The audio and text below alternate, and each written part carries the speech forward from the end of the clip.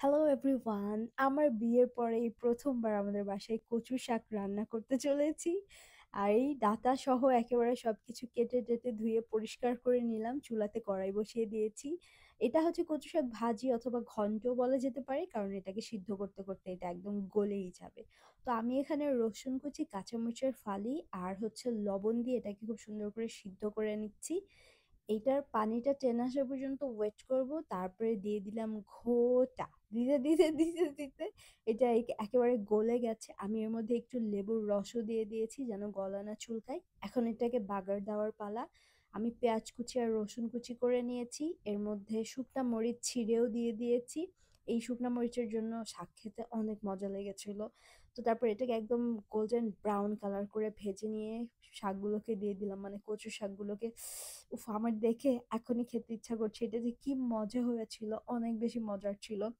আবারও শেষে লেবুর রস দিয়েছিলাম। আবারও দেখা হবে। আল্লাহ হাফেজ এন্ড বাই বাই।